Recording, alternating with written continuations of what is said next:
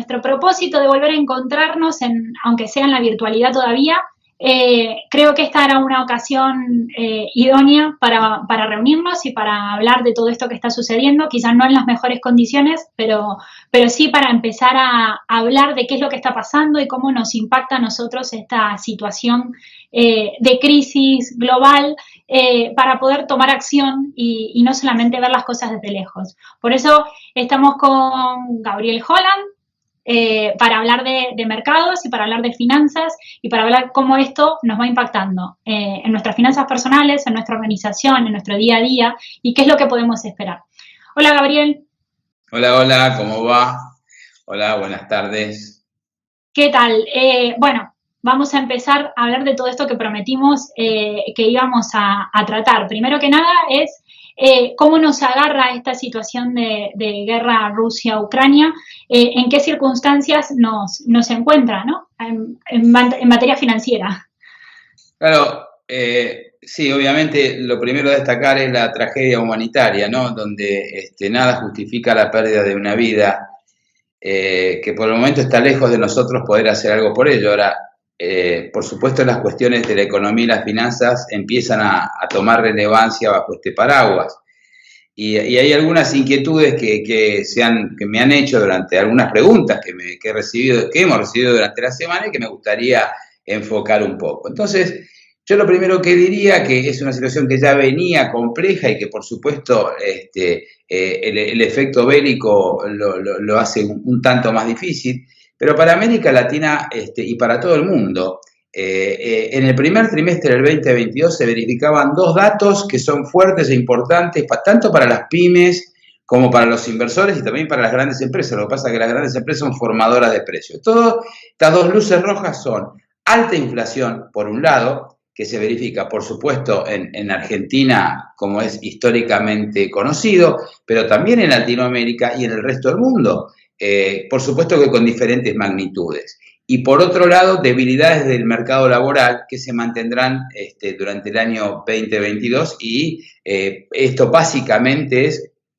por una menor propensión al consumo. La gente gastamos menos, compramos menos, tenemos menos dinero en el bolso y con una situación bélica de por medio, todos nos volvemos más conservadores y cuidadosos, porque tenemos miedo, tenemos más incertidumbres y por lo tanto ante la incertidumbre preferimos engordar el chanchito del ahorro, aquellos que pueden, antes que gastar. Entonces, digamos que desde el mes de septiembre la inflación global ha sido más alta y menos transitoria de lo esperado. Porque todos decíamos, bueno, en Estados Unidos un 7% hace 30 días, pero esto va a bajar, en efecto, el precio del petróleo, bla, bla, bla, se va a acomodar. No se acomodó nada. Y los precios de la energía han aumentado y van a seguir aumentando porque por el tema bélico, como todos sabemos, el petróleo escaló posiciones. Esto, ¿por qué le importa a la persona de a pie como nosotros? Porque si aumentan tus combustibles, tu gasolina, aumenta el precio de los alimentos por el transporte de las mercaderías y nuevamente enflaquece los bolsillos. Por eso te importa el aumento de los combustibles. Y además es que estábamos esperando que las reservas federales tomaran acción contra todo esto y empezaran a jugar con las tasas de interés antes de que sucediera lo que finalmente ocurrió, que fue el comienzo de este ataque. Sí, buen dato el tuyo. Y yo aquí haría un alto para decir, todos esperábamos que la Reserva Federal de los Estados Unidos, que luego sería seguida por el Bundesbank y por otros bancos centrales, aumentaran las tasas en el mes de marzo. Yo tengo dudas que ante la situación de guerra existente en Europa, la Fed suba las tasas, porque podría debilitar mucho al mercado americano. La Fed no sabe cómo va a impactar eso. Entonces, imagino que estarán pensando, ¿subimos las tasas o las dejamos como están? Y este no es un tema menor, porque recordemos que cuando el norteamericano sube la tasa de interés, nosotros en Latinoamérica y en Europa también nos vemos obligados también a subirla. ¿Por qué? Porque el capital financiero que está invertido en nuestros países, si en Estados Unidos levantan el costo del dinero, pagan más por un plazo fijo, decir, pará, en Honduras, Argentina, España, ¿cuánto me pagan? Tanto por ciento. Mirá que ahora el gringo, que supuestamente es súper seguro, etcétera, etcétera, me paga más, me llevo la plata para allá. Con lo cual, los bancos en nuestras tierras se ven obligados a levantar la tasa. y si los bancos se ven obligados a levantar la tasa para pagar al ahorrista más, esto encarece el crédito para las pymes necesariamente y para las personas físicas, por ejemplo, en la financiación de la tarjeta de crédito, ¿verdad? Así que sí, y además es justo esto ocurre en un momento en el cual estábamos empezando a pensar en la definitiva recuperación, lidiando con la sexta ola de COVID y demás, pensando que llegó el momento de empezar a salir y empezar a reactivar la economía de los países. O sea, que en peor momento, imposible. Hay un tuit por ahí que dice que Dios está mirando el mundo. Una persona dice, bueno, ahora que el COVID se va, vamos a tener un muy buen año 2022, si Dios quiere. Y Dios de arriba dice, no quiero, y una foto de Crimea invadida, ¿no? Así que sí, esta es parte de la realidad. En definitiva, ahora las expectativas de inflación aumentan. Si el petróleo vale más, todo vale más, la nafta vale más, como dijimos. Entonces, esto quiere decir que los bancos centrales de la región van a acelerar el ajuste monetario para anclar las expectativas. Es decir, acá hay un dilema serio. O subo la tasa y puedo provocar una recesión porque bla, bla, bla, o ajusto, emito menos, pero si emito menos también puedo provocar una recesión, con lo cual la incertidumbre es muy fuerte. Lo que sí sabemos, dato para todos, es que la inflación va a mantenerse, obviamente no solo en Argentina, sino en todo el mundo. ¿Por qué? Y porque en un mundo en crisis la inflación viene de la mano. Es necesario que el consumo no caiga, ¿verdad? Luego, otra de las razones es los cuellos de botella en la cadena de suministros que han interrumpido la producción manufacturera mucho más de lo previsto. Parece un chiste, pero no lo es. Hay muy pocas fábricas en el mundo que fabrican esos componentes indispensables para todas las industrias. Esto no hay. Hay presión de demanda. En los Estados Unidos había presión de demanda de productos que no se conseguían también. Entonces, el problema obviamente ha quintuplicado, sextuplicado el precio del shipping, el precio del transporte de mercaderías, toda esta cuestión. Y bueno, esto finalmente afecta el precio final y va a afectar nuestro bolsillo, ¿no? Recordemos que también tenemos el efecto de Europa, que está viviendo una crisis en cuanto a abastecimiento energético bastante importante. O sea, que hemos pasado el invierno con los mayores costos de luz, de gas, y tener un conflicto justo en una zona estratégica de distribución, la verdad es que no se puede complejizar más el tablero de ajedrez, ¿no? Así que a partir de ahora creo que la pregunta es, ok, sí, la guerra empieza el jueves, pero ¿cómo impacta esto en los mercados internacionales más allá del vaivén de los primeros días, ¿no? Yo creo que reflexionando sobre tu pregunta, esta mayor inestabilidad, ¿qué está pasando y qué va a pasar seguro? Porque esto es lo que viene sucediendo en las últimas décadas, en las situaciones bélicas, en las situaciones críticas de Asia, de Europa, en fin. ¿Qué hemos pasado? ¿Qué va a pasar? Con el aumento de tasas, si Estados Unidos aumenta las tasas y aún dejándola como está, los riesgos políticos desatados en Europa harán que los capitales financieros se vayan de los países, busquen ir a los Estados Unidos. Históricamente, aun cuando Estados Unidos entra en guerra, los capitales van a Estados Unidos porque lo consideran un safe haven, un lugar donde nada puede suceder. Esto quiere decir que van a vender las monedas locales. En otras palabras, si hay inversores extranjeros en Argentina, Honduras, Guatemala, Madrid, que tienen euros, pesos, la moneda de cada lugar, Costa Rica, la van a vender y van a buscar dólares. ¿Para qué? Para irse. ¿Qué quiere decir esto? Que la moneda doméstica se devalúa porque los grandes inversores la venden y a su vez el dólar en los mercados locales nuestros sube de precio porque hay mayor demanda de divisa para irse afuera. Esto quiere decir que más temprano que tarde también tendremos más inflación importada por este problema en nuestro continente, ¿verdad? O sea, venta de moneda doméstica y compra de dólares.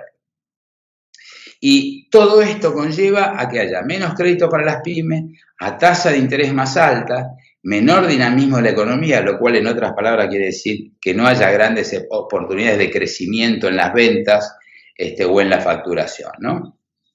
Es importante ver el tema de los efectos sobre los commodities, cómo ha variado en los últimos días. Si bien es muy poco el tiempo que ha pasado, quizá puedes, digamos, darnos un poco más de luz respecto a la perspectiva, respecto a commodities, a materias primas, y también hacia el mercado accionario, ¿no? Porque también se ha visto impactado. Yo creo que, qué buena pregunta.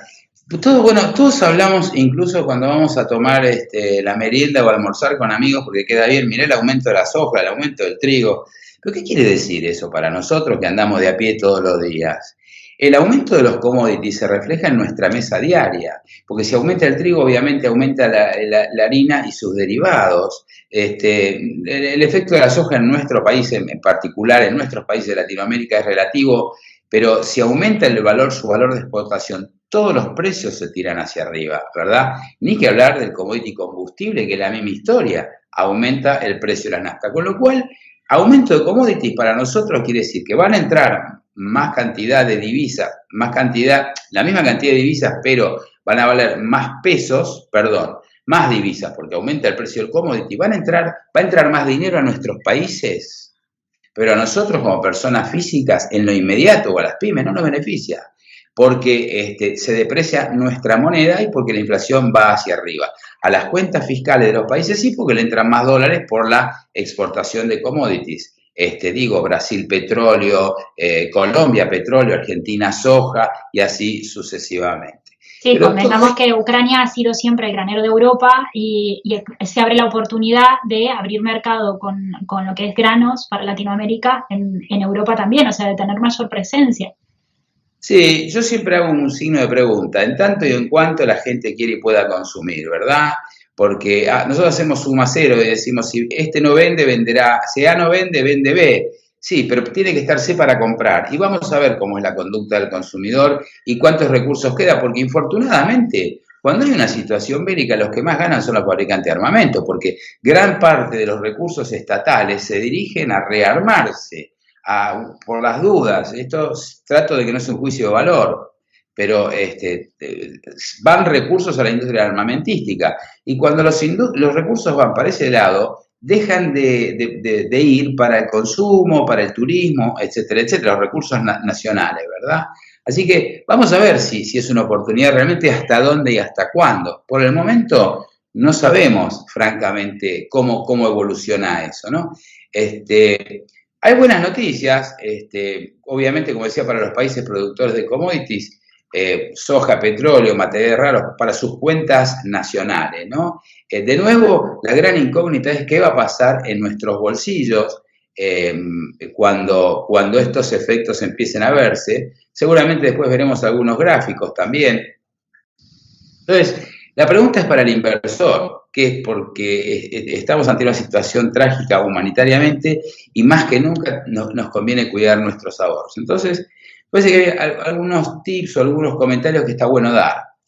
Si hay inflación y inflación en los Estados Unidos, y vos como inversor te guardaste los euros o los dólares en un cajón y no los invertiste, con la inflación, si tenías 100 dólares este año, el año que viene vas a tener en poder de compra 93. ¿Qué quiero decir? Que si con 100 dólares compraba un iPhone usado, el año que viene no voy a poder comprarlo con 100, voy a necesitar 107. Entonces, necesito sacar el dinero del colchón y hacerlo rendir de alguna manera para no perder frente a la inflación. No te digo ya ganar mucho, no perder frente a la inflación. Problema número 2, que algunos mencionan y otros no. El inversor más tradicional, ¿qué hacía? Salía y compraba un bono de una gran empresa, digo un nombre cualquiera, me compro un bono de Microsoft, ¿sí? Que me va a pagar el 3% anual, pero hoy la tasa de los bonos no existe, con lo cual invertir en un bono no tiene ningún sentido, no me resguarda de esa inflación que estamos mencionando. Entonces, poco remedio queda más que invertir en acciones. Primer título, poco remedio queda más que invertir en acciones. Y acá empieza el tema. Algunos llamaban la semana pasada a algún cliente que algún familiar le habían recomendado, no, vendé por la crisis. El que vende en la crisis pierde, porque como veremos en algún gráfico por allí, durante los últimos 9 conflictos comparables, según datos de una fuente privada, aquel en el que el S&P tuvo el peor desempeño fue luego de la invasión de Estados Unidos a Afganistán. y también anduvo mal en la crisis de las .com en 2001. Pero como vemos también, inmediatamente el mercado accionario se recupera, un mes, 2 meses, un año, 2 a lo sumo, año y medio, como pasó con la crisis de Lehman Brothers. Entonces, vender en este momento es hacer, es seguramente ganarse una pérdida. Por supuesto, uno asume que el portafolio está invertido en activos más o menos de calidad, ¿no es cierto? Entonces, vender no está bueno, bueno, salvo que haya algún activo en particular, alguna acción en particular que sea marcadamente de una compañía de mala calidad, pero ella era de mala calidad antes, no ahora, ¿no? No A mí aquí me surge algo que va, digamos, un poco con lo que he aprendido yo de ti, que siempre es momento de crisis, liquidez, liquidez, liquidez, liquidez, liquidez. Y es un poco como que va entre, o sea, guardar la liquidez para poder reaccionar a tiempo, pero por otro lado estamos ante el complejo mundo de la inflación, ya ahora de forma extendida globalmente, y la necesidad de salir a invertir para que no se nos deprecie el dinero. O sea, es un poco lidiar contra un equilibrio bastante difícil de lograr. Yo creo que sí, y acá hay cosas que son importantísimas o claves.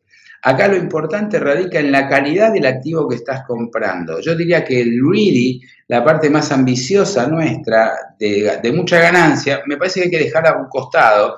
Y en épocas de alta inflación y de crisis, gana el que menos pierde. Gana el que menos pierde. Ya habrá tiempo, tal vez en un año, de empezar a buscar nuevas oportunidades de ganancia, como tuvimos. Tuvimos enormes ganancias con Moderna, por ejemplo, por dar un nombre, con Pfizer en su momento, y así con Meli, con Mercado Libre también, aunque haya bajado luego. Pero esos momentos no son probablemente los actuales. Este es un momento de elegir acciones de calidad. Dijimos que los bonos no nos sirven, acciones de calidad. Y la calidad, ¿cómo está dada? ¿Cómo uno la ve? El inversor dirá, che, pero yo cómo me entero de esto. Vamos despacio, pero la calidad está dada básicamente, como vos decías, por la trayectoria del flujo efectivo. En otras palabras, una empresa que recauda.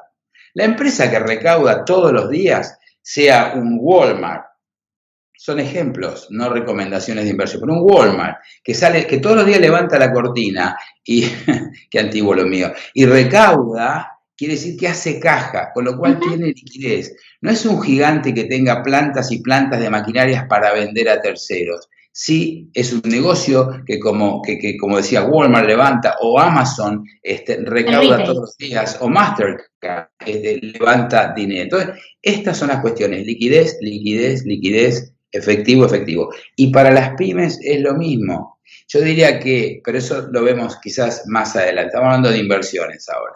Entonces, yo decía, yo había visto en los bancos, en los opinólogos que surgieron en los últimos días, que sugerían los bancos. Y nosotros estamos viendo, porque cuando salimos a capacitar en materia de transformación tecnológica al sector financiero, vivimos insistiéndole en cómo se están cayendo el nivel de rentabilidad de los bancos. Y sin embargo, siguen hablando de que los bancos son un activo seguro, los opinólogos por ahí. ¿Cuál es la opinión que te merece todo esto? Yo creo que sí. Lo que pasa es que no son los bancos, son algunos bancos.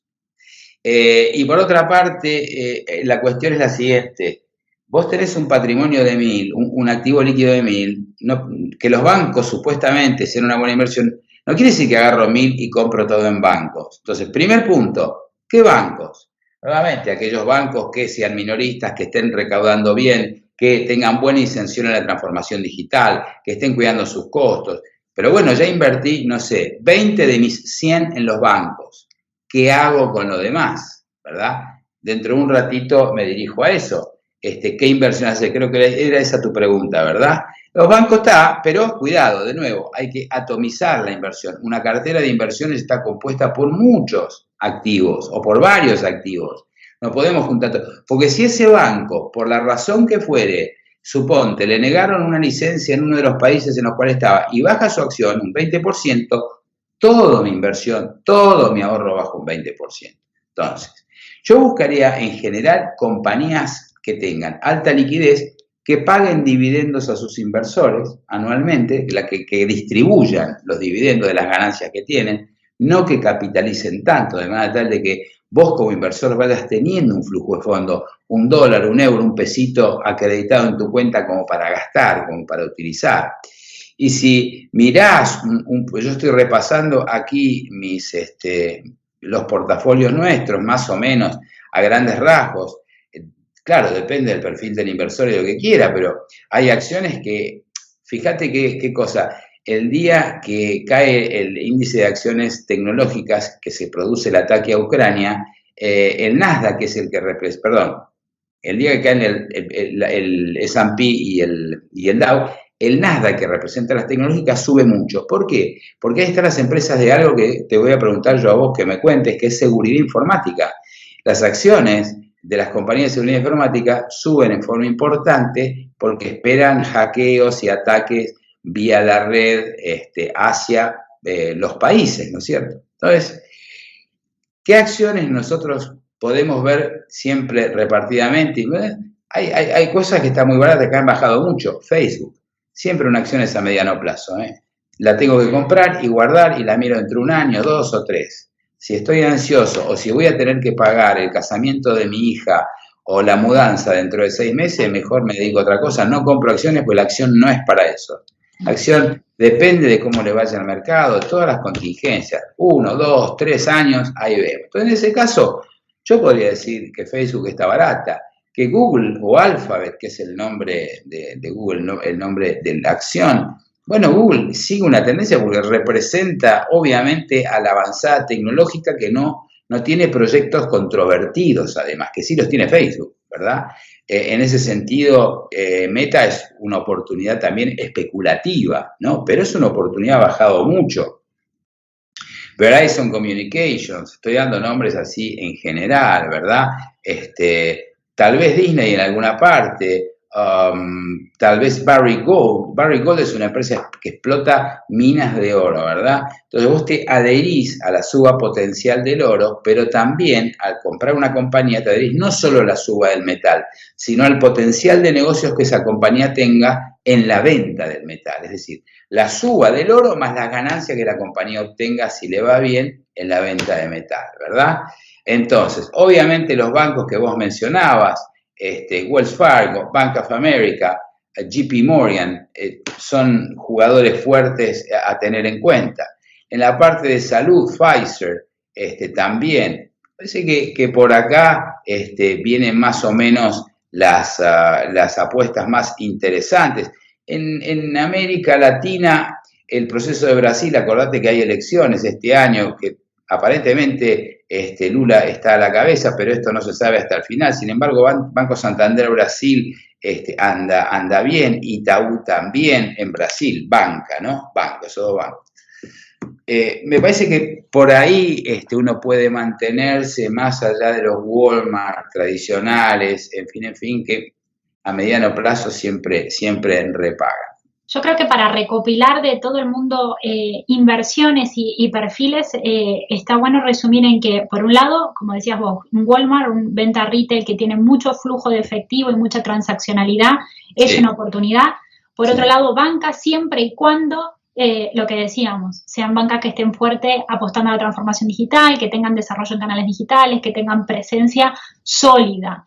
En eso, pero siempre contemplando una diversificación. Y por el otro lado, en el mundo de salud, que venimos, como venimos de pandemia, indudablemente es algo que va a seguir estando en buenos niveles, digamos, de facturación, y tienen, digamos, proyecciones esas empresas, porque seguimos en pandemia, esto no se ha terminado. Y por el otro lado, el punto de vista tecnológico. Como decías tú, habíamos visto que había repuntado la cotización del Nasdaq los últimos días. Es cierto que las atractivas de siempre, al haber bajado, quizás son una oportunidad para ingresar a mediano y largo plazo, como lo decías tú, pero también está todo el ámbito de la seguridad que lo mencionabas. Convengamos que los últimos días están siendo carne de cañón los ataques informáticos de todo tipo, y podemos estar viendo hasta personas como nosotros recibir mensajes intentando hacer phishing, intentando sacar claves, intentando vulnerar las conectividades a internet. Podemos ver, ahora vamos a compartir el gráfico de la cantidad de ataques informáticos que está habiendo. Se ha aumentado muchísimo. también porque todo está sucediendo mucho más en el ámbito digital y también se está hablando mucho del uso de criptomonedas, entonces la cantidad de ataques, la cantidad de vulnerabilidades es mucho mayor y por eso también todas las empresas que ofrecen soluciones de seguridad son un gran potencial en los cuales vale la pena apostar un poco, siempre con un criterio de diversificación, como decía Gabriel. No sé qué opinión te merece, además de la opción que diste del oro, del oro como solución de inversión o como solución para resguardo de valor más allá de la empresa que mencionaste, como resguardo de valor para los más conservadores y los más tradicionales. Me gustaría, buenísimo el punto, me gustaría decir dos o tres cosas. Primero, el mercado accionario ha bajado, probablemente o posiblemente siga bajando. Yo no sé cuándo es un buen precio para comprar. No lo sé, porque nadie lo sabe. Solo sé que busco compañías de calidad con buenos fundamentos económicos, es decir, con negocios sólidos, reconocidos, con cash accesible. Entonces, no sé cuándo está barato o cuándo está cara, pero sí sé que en el largo plazo el mercado sube, ¿verdad? Que tiene poder competitivo. Para aquella pregunta, ¿está caro o está barato? No lo sé, dependerá del momento, pero yo no sé cuándo entrar o cuándo comprar, pero sé que el mercado a largo plazo siempre va a crecer. ¿Por qué menciono esto? Porque a lo mejor estos no son los mejores días para ir a comprar acciones. Puede ser que haya alguna oportunidad. De hecho, el viernes hubo rebotes interesantes en los mercados globales. Pero hay que ser, digamos, bastante inversor de riesgo para en este momento entrar a un portafolio de acciones. Sí, puedo ganar, pero me puedo asustar mucho también, sobre todo porque recién empieza la situación conflictiva. No se conocen aún los coletazos económicos y seguramente esto va a tener reacomodamiento en las próximas semanas, con nuevas economías ganadoras y perdedoras, con lo cual yo esperaría antes de jugar una nueva ficha. Claro que si estoy dentro del mercado y tengo fondos de acciones o tengo acciones en particular, vería dónde me conviene ajustar un poco la clavija, tal vez abandonar posiciones más agresivas y pasar a un poco más conservadoras en el grupo accionario que mencionamos, ¿verdad? Quería dejar dicho esto. En relación al oro físico, el oro, digamos, el oro es justamente el resguardo de la guerra, ¿no? Todas las guerras, incluso cuando los civiles debían pasar las fronteras terriblemente, llevaban el oro en sus ropas o cosido. Es una inversión de supervivencia. Ahora, el oro físico como tal, recordemos que en primer lugar no paga rendimiento, no paga interés. Tampoco, digamos, hay que almacenarlo, hay que guardarlo, y salvo que yo lo meta en la cocina de mi casa, voy a tener costos de almacenamiento del oro físico, ¿verdad? Luego tengo que comprar oro de calidad, certificado, para que no me vendan cualquier cosa. En el mundo de las finanzas existen instrumentos como para invertir en oro sin comprar oro. Te mencionaba Barrick Gold, pero también existe lo que se llama ETF, Exchange Traded Funds, en las cuales uno puede comprar oro. Por ejemplo, SPDR Gold Trust. Vos lo comprás de tu cuenta de brokerage y lo que te compras es un índice, un número que sube según sube el oro y baja según baja el oro. Este número es un número regulado por digamos, este producto es un producto regulado por el mercado financiero y que la empresa que lo promueve tiene reservas de oro, pero básicamente es el mercado el que garantiza la calidad de este índice. Resumo, si vos querés comprar oro físico, digamos, es la alternativa de guerra y si tenés lugar en el fondo de tu casa y el Gobi no se lo come o tenés una caja de seguridad, bárbaro. Ahora, hay instrumentos financieros como los ETF de oro que te permiten comprar cotización oro y van a subir tanto como sube el oro y son mucho más líquidos, no tengo que ir a comprarlo y después venderlo, no tienen un precio de compra más alto y de venta más bajo, es transparente en la red. Quien le interesa puede mirar ETF SPDR Gold Trust y ahí ver el producto.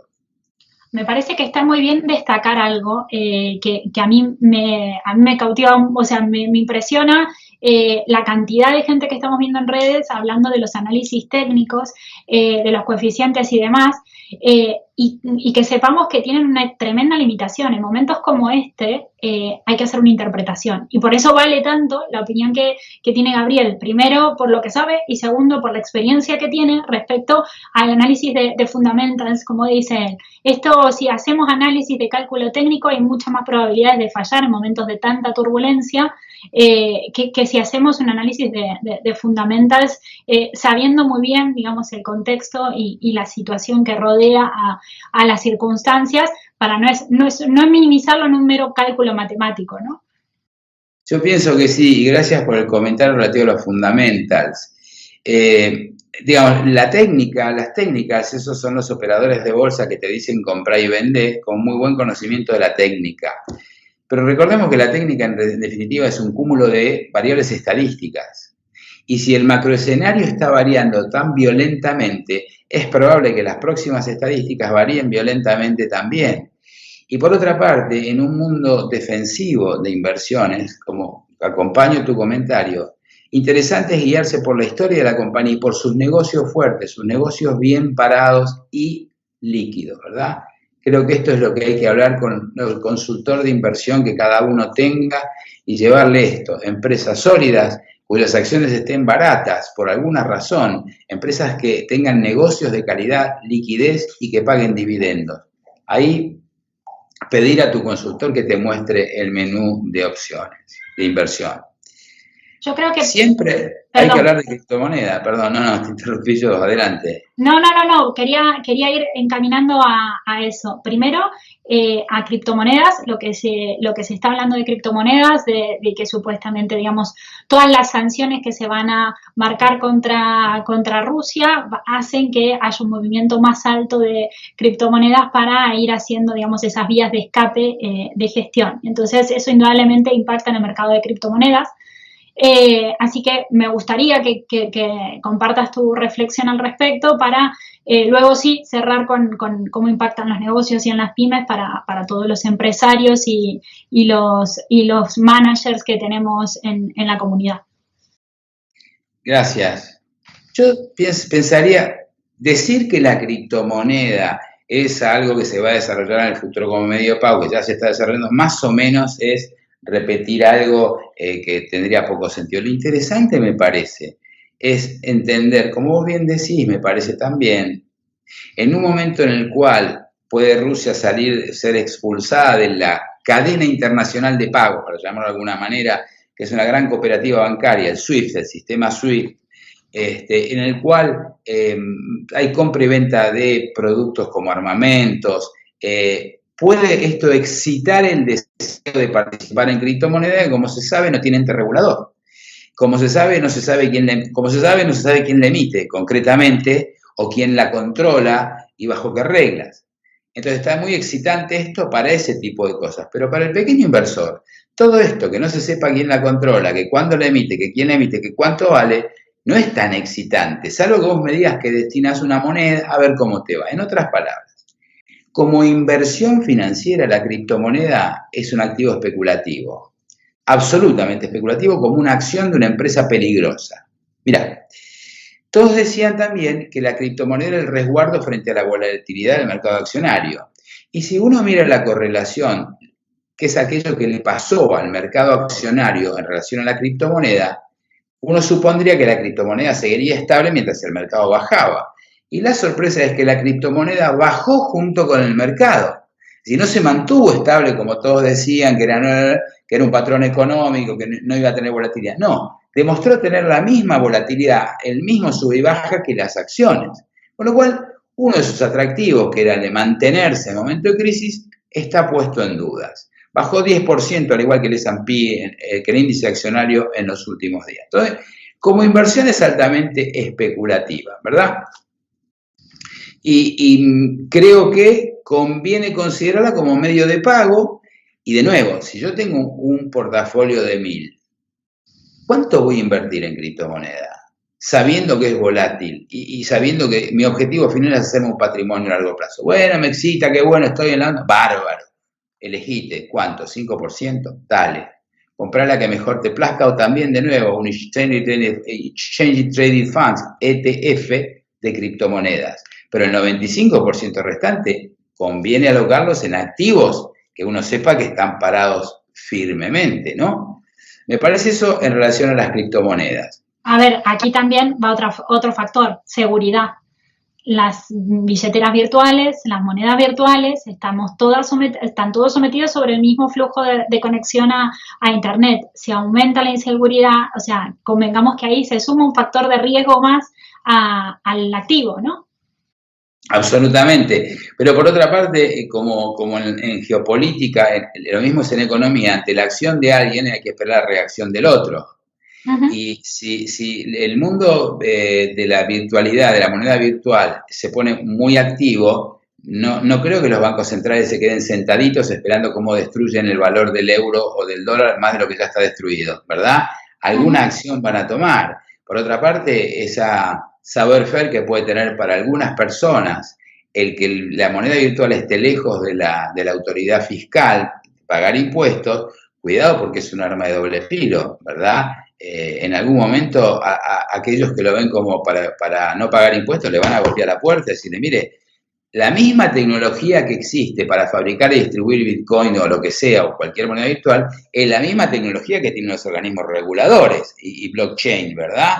Para entender quién tiene y quién no tiene. Como hablaste de las billeteras virtuales, ya están bajo tracing, ya están bajo vigilancia, ¿no? Quienes tienen ese tipo de activos. Así que bueno, yo creo que estos más o menos son los puntos que a mí me parece que conviene tener en cuenta. En cuanto a las inversiones, por tercera vez creo que lo digo, necesariamente incurrir en el mundo accionario, yo no entraría hoy, probablemente esperaría, me sentaría a ver qué oportunidades hay dentro a lo mejor de las acciones que mencionamos. Siempre abriría la canasta, digamos, invertir en distintas cosas. Tendría en cuenta que invertir en diferentes activos implica invertir en diferentes continentes. Un colega a un cliente le pregunta, bueno, yo compré bonos argentinos, pero los compré en Nueva York. A mí los estás comprando bonos de Argentina, aunque sea en Nueva York. Entonces, tener en cuenta que la diversificación geográfica de tu inversión es importante. Tener en cuenta no concentrar y, de nuevo, elegir compañías que luzcan como sanas, porque no vamos a ganar, vamos a perder menos frente a la inflación y la crisis. Sí, con competitividad, eso. Mirar las empresas con cabeza de cuánto futuro tienen, cuánta posibilidad de seguir competitivas a futuro tienen, de seguir en mercado y dando pelea.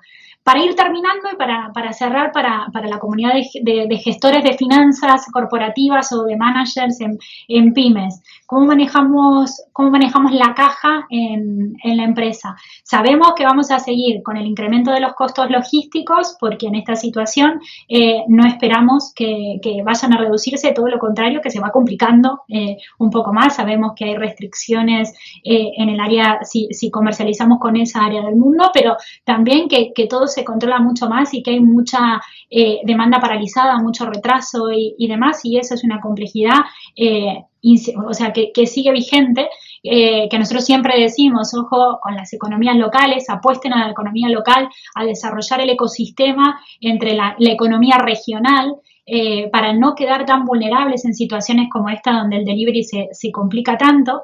Y también, digamos, desde el lado técnico, la recomendación que por lo menos yo estoy dando estos días es apostemos a la seguridad informática, apostemos a blindar, digamos, los circuitos de los e-commerce, de las pasarelas de pagos y demás, porque va a haber mucho más ataque en esa situación. O sea que hay que seguir cuidando esos aspectos técnicos más que nada, digamos, más que estar pensando en otras cosas. Si hay billetera corta, siempre la inversión, centrarla en lo importante, que es dar la confianza y la seguridad de operar al cliente y de que su dinero está a salvo con nosotros, ¿no? De tu lado, del lado de finanzas, ¿qué recomendaciones le darías? Yo diría, el director financiero hoy, que siempre es el malo de la película, ¿qué va a hacer? Es así, pero hay dos cosas en las que me pararía. Primero, la seguridad informática, o que una referencia hago a la seguridad informática. Seguridad informática no es comprar un software o pedir el asesoramiento del más experto de este mundo. Yo creo que la seguridad informática obviamente requiere tecnología, pero fundamentalmente requiere entrenamiento de los grupos y de los equipos. Es decir, lograr que nuestra gente esté entrenada en cuidar la seguridad informática de la empresa y la personal, el manejo de datos, el transporte de datos. Es una cultura que conviene que profundicemos con nuestra gente. No se trata de ponerle un clave, password a la computadora, va mucho más allá de eso, y esa es la cultura, y estar todos alerta si tenemos la sospecha de que algo puede parecerse a un ataque, puede predecir a un ataque. Nos están preguntando cosas que no habitualmente pregunta desde el medio exterior, con lo cual creo que es una cultura, Evi, en la cual vos sos una experta, la cultura de la seguridad informática. Sí, es una cuestión de arquitectura técnica, pero siempre la última milla recae en la persona, en el colaborador. Entonces hay que hacer un cuidado integral, eso es inevitable, y sobre todo cuidar proactivamente a nuestros clientes por si reciben un mensaje o por cualquier clase de atentado que van al eslabón más débil, digamos, en toda nuestra organización, el que tiene menos información, evitar que eso pase. Estar mucho más encima de la información y estar comunicando más. Y prestarles atención cuando nos buscan para comunicarse con nosotros. El bot acá no sirve. No. El mail tampoco. Acá hay que hablar, interactuar y poner la cara. Como siempre en cuestiones críticas, poner la cara. Ahora, del lado estrictamente financiero, por supuesto voy a decir algo nunca escuchado, que es el efectivo es rey. Pero hay un punto central. A mí me preocupa la cartera en mora, los incobrables. En estas circunstancias, un ojo en los incobrables, por empezar. El segundo ojo, la segunda mirada es en saber que voy a tener menos fuentes de financiación y más caras. Esto es lo que va a pasar. Y por supuesto, esas menos fuentes de financiación y más caras van a percutir en mi bolsillo, en el de mis clientes y en todo el mercado, con lo cual la cartera de incobrables tiene riesgos importantes. ¿Qué hago? En primer lugar, hago un seguimiento, uso tecnología, uso analytics, uso Big Data para entender dónde están parados mis clientes, mis deudores. Trataría de prever quién me va a dejar de pagar en el corto plazo. Trataría de saberlo de antemano, con anticipación, usando esas herramientas de la tecnología, para establecer un proceso de comunicación con ellos, hablar con ellos, entender cómo es su situación y qué esperar. Claramente, una cosa es un cliente que me deba $1, $1, y otro es el que me deba 100.000 o 20.000. Pero creo que el foco tiene que estar puesto en saber que voy a tener menos recursos y que tengo riesgos de cobranzas. Y riesgos de cobranzas no me sirven las estadísticas del año pasado y menos la del anterior, porque hubo COVID, por lo que sea. Tengo que estar ahora usando Big Data, Analytics, etcétera, etcétera, para entender a mis clientes quiénes son y qué consumen. La pata de la liquidez se resume en un punto. Yo tengo que vender a quien me pueda pagar, fabricar lo que voy a vender, sin stock de más, salvo el indispensable. Fabricar lo que voy a vender, entender a quién le voy a vender a quien me pueda pagar, y se acabó la historia. No, que es un cliente que hace 25 años está pasando, no, mira, esto es sobrevivir. Y para sobrevivir le tengo que vender al que me va a pagar, al que me va a devolver la platita para que yo pague los salarios, la luz, el gas, etcétera, etcétera. Estamos en una situación de mercado que se va a tornar más crítica con el paso de las semanas en términos de liquidez, en términos de venta y en términos de cobrabilidad. No importa en qué país del mundo te encuentres, esto es lo que sucede. Por un tiempo X, lamentablemente venimos de la pandemia que ya nos golpeó y esto va a volver a golpear porque además sabemos cuándo empezó esta situación de guerra. No sabemos cómo y cuándo termina, ¿verdad? No. Entonces, como director de una pyme, como dueño de la pyme, cuido la caja, cuido a quien le vendo a quien me pueda pagar, fabrico solo eso y me fijo en las cobranzas. Y por último, y cierro, cuido mis recursos humanos. Cuido a aquellos que estén sentados en las sillas clave, los motivo, necesito que se queden. No puedo darme el lujo hoy de perder gente. Mi equipo es el que me va a ayudar a salvarme y a mejorar. Está clarísimo. Yo creo que también para sumar un aporte, yo sé que muchas empresas y más las pymes dicen Big Data Analytics, eso no está accesible. Si bien creo que venimos haciendo un trabajo de difundir de que no es necesario tener grandes instrumentos para operar con Big Data Analytics, mi recomendación parte, como decía Gabriel, cuando hablábamos desde el lado de posicionarnos como inversores, analizar principalmente quiénes son nuestros clientes, evaluar qué perspectivas de futuro tienen, quién se lleva la mayoría o quién tiene la menor participación en nuestras ventas, para ver si hay que dar alguna modificación, que seguramente haya que darla, porque no todos hoy por hoy tienen un futuro promisorio, digamos, de que se vea con flores y bonito. Entonces hay que tratar de ser objetivos, que no nos pueda el estómago, y priorizar eso, colocar el producto en esos clientes que realmente nos van a poder pagar y que valoran lo que estamos haciendo. Y sobre todo en el equipo que nos aguanta, que tiene la camiseta puesta y que nos va a ayudar a empujar la rueda para que todo esto siga funcionando hasta que podamos salir de todo esto.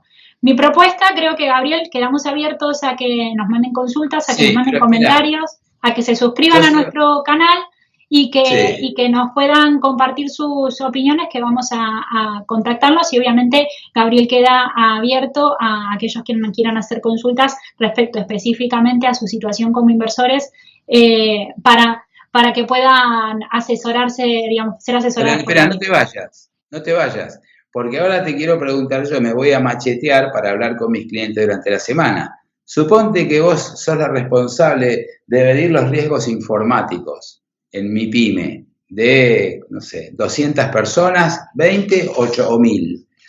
¿Cuáles son las 3 medidas más importantes que tomarías mañana lunes sentada en el escritorio de seguridad informática? A ver, en cuanto a seguridad informática, es lo que más o menos mencionaba antes. Primero, pasarelas de pago, interconexión con proveedores, es lo que primero estaría poniendo el ojo. En segundo lugar, en toda lo que es plataforma de e-commerce y en tercer lugar, con lo que es conexiones con CRMs y datos de mis clientes y de mis colaboradores también, ¿no? En lo que es un ERP. Creo que es esto de la arquitectura, brindarle, estar muy atentos, porque el nivel de inseguridad informática estos días está viendo ataques por todos lados y de formas muy burdas. O sea, podemos estar viendo desde mensajes de spam en redes sociales como son LinkedIn, hasta mensajes de texto, correo electrónicos. Eso se está, pero multiplicando a la enésima potencia, ¿no? Y en segundo lugar es la gente, que la gente sea consciente, que muchas veces no lo es, de que cualquier puertita abierta puede ser una debacle. Entonces, estar muy encima de la gente, de que sea consciente de todo eso. Si hay que apostar a algo, esos son los tres fuertes que deberíamos desplegar en seguridad. ¿Y te parece que las personas que nos ven pueden comunicarse contigo también para profundizar en esos temas? Claro que sí, eso seguro que sí. Yo creo que la seguridad informática debe estar entre los primeros temas de la agenda de transformación digital, y nosotros lo solemos trabajar muchísimo cuando lo hacemos en banca, cuando lo hacemos en empresas, y creo que vale la pena porque son dos aspectos claves. Por un lado, la tecnología, que es lo que nos da competitividad y futuro, y por el otro lado, la parte financiera, porque es lo que nos da la gasolina para seguir viviendo, ¿no?